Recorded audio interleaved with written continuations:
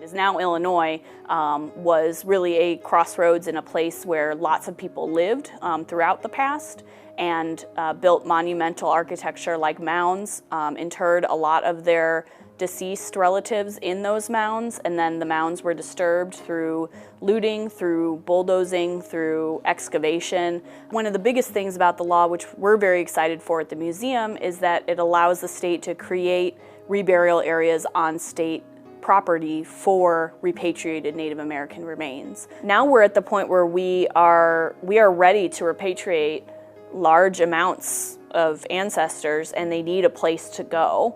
Tribal nations want to be able to rebury their ancestors in Illinois where they lived, and not necessarily take them to where the tribes have been removed to now, whether that's Oklahoma or Kansas or Michigan.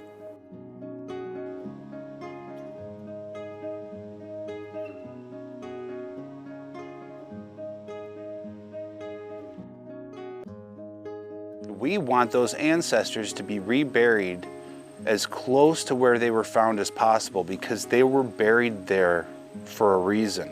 And when you remove them from there and put them into a cardboard box in an institution just to collect dust for 100 years, it's extremely detrimental on the emotional and spiritual well-being of that community.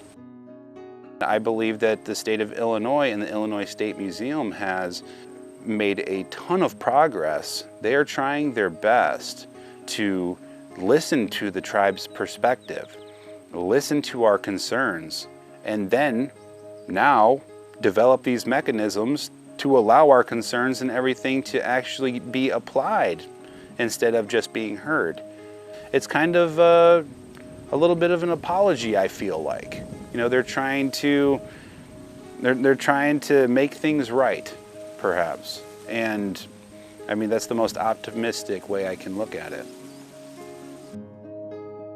I think it's all coming to a point where the state of Illinois is really starting to sort of correct or right some of those historical wrongs. And then it's also important for just educating the people of Illinois on the fact that Native people are still here, and though they might not be headquartered in Illinois, they have historic ties to Illinois and want to be part of the narrative of Illinois history and want to look forward to establishing better relationships with the state of Illinois.